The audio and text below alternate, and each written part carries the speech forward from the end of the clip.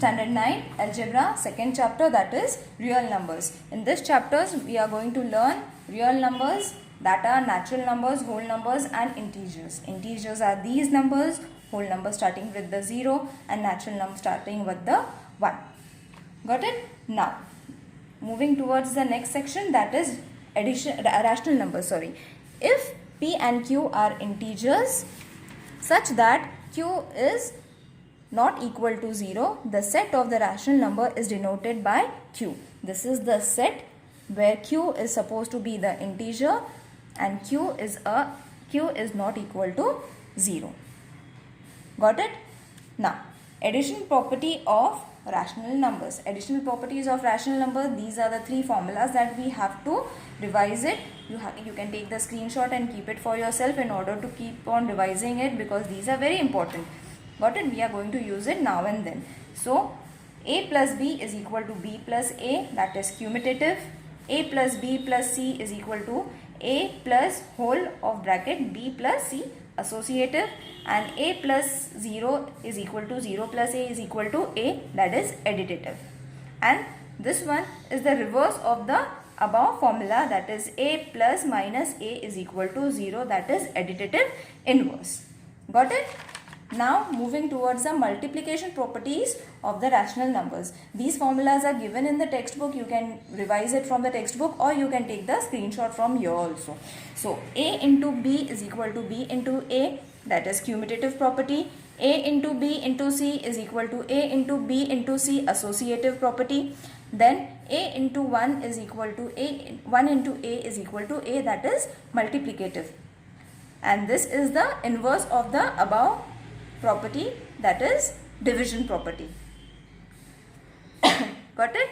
Now moving towards the exercise, we will solve the exercise.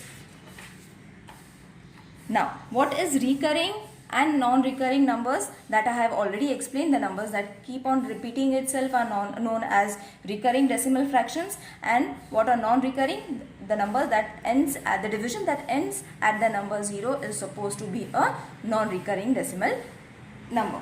Now the other section from this is terminating and non-terminating recurring type.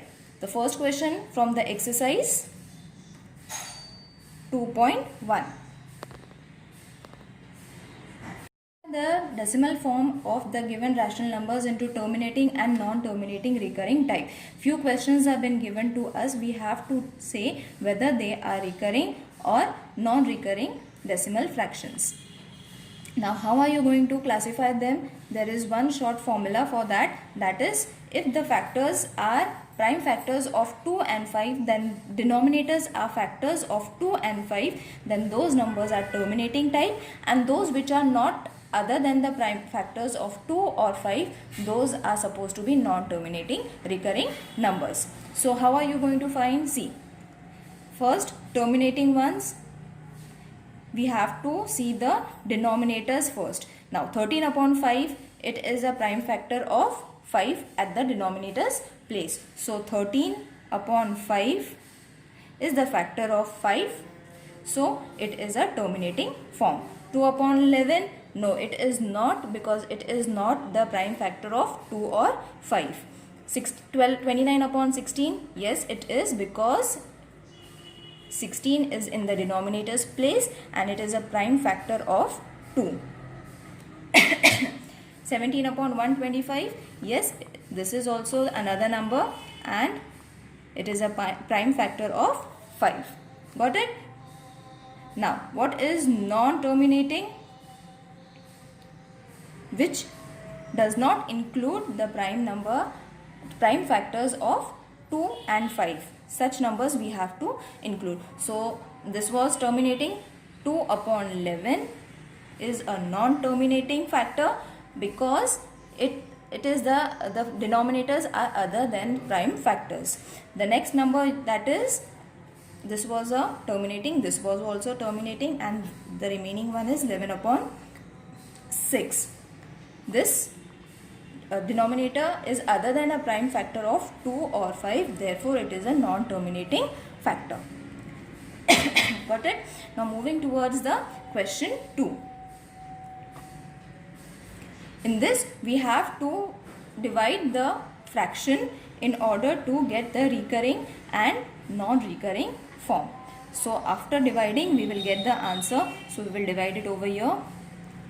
200 will come over here and 127. 200 is a smaller number, so zeros are. This number will repeat. We have to take a point. 0. This 0 will be added over here. Hope you know this type of division. So in 200's table, this number will not come, but 206 are 1200 will surely come. So divide it, subtract it, take another number, add 0 over here. 200, 3s are 600, you will get 100. 100 doesn't come, so again take a 0, add this 0 over here. 200, 5s are 1000. You will see that you got the answer 0 at the end, and these numbers are not repeating itself. Got it? So here you have to write it and then say it is a. You don't have to write anything. They have not asked anything. We have to just form the rational. We have to just divide it and form it into a decimal form. Got it? So fraction form was been given. We have divided into the decimal form. Now next question I will take, that is second one. From the exercise only I have taken the second sum, that is 25 upon 99. So when you divide it, 99 will come over here, 25 over here. 99 is smaller, so take 0, 25 again, 0, to 99, 2s are 198. When you subtract this, you will get the answer 520. Yes. Again 0. Got it? 99. 5s are 495. When you subtract it, the answer is going to get 25. So now you will see that this 25 and this 25 is repeating itself. Again it is going to come in the same way. So you have to end the answer over here. This means that 25 is repeating itself. So how are you going to write in the form of decimal form? 0.25 is a recurring number. Got it? In this way you have to solve the division method in order to get the decimal form of the rational numbers. Moving towards the third question from the exercise, question number 3. I'll take the first sum, 0.6. Now what does 0.6 means? We have to change it in the form of P and Q. Got it? Rational number has been given. We have to change it into the form as P and Q, as I explained it over here. Got it? I had explained it over here. In the same way, we have to form the P and Q form. Now for this, only 2 steps are there. Let x is equal to 0.6. Here 6 is the only recurring number.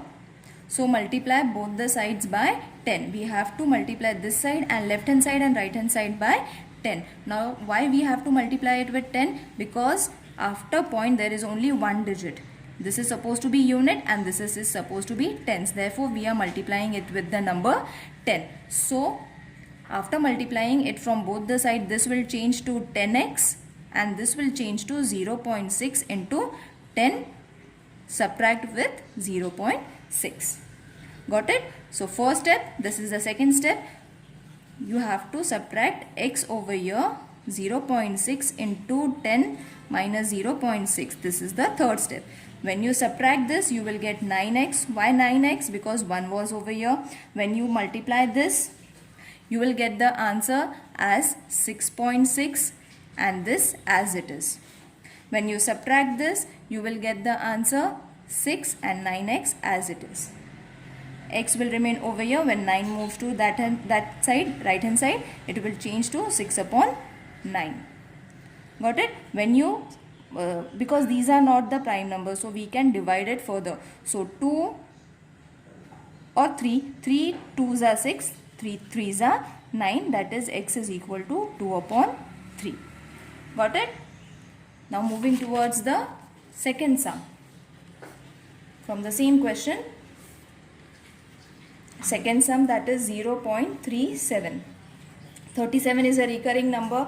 There are two digits over here, unit, tens and 100. So we are going to multiply it with 100 from both the sides. So let x is equal to 0.37. We have to multiply x with 100x, and 0.37 multiplied by 100 subtracted by 0.37.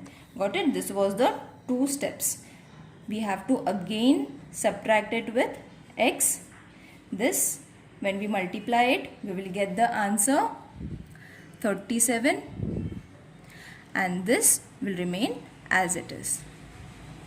Sorry, 37.37 over here we will get when we multiply it, subtracted by this number. So here we are going to get 99x. This is 1 over here.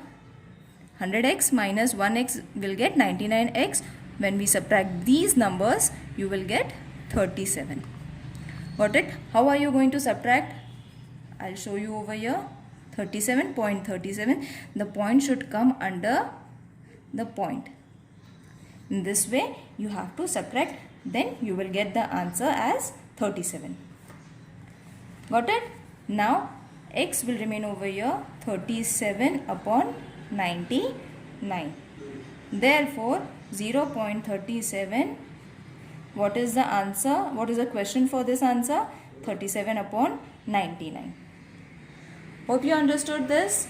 Now we will take one more question. I'll take the fourth one. 15.89. Again, two digits are there, so we have to multiply it with 100. Got it? Let x is equal to 15.89. 89 is recurring. We have to multiply 100 from both the sides. So 100x is equal to 15.89 multiplied by 100 minus 15.89. Got it? Then we have to subtract it with x. This was x. We took the x. So we have to subtract it with x as well. X, the value for x is 1.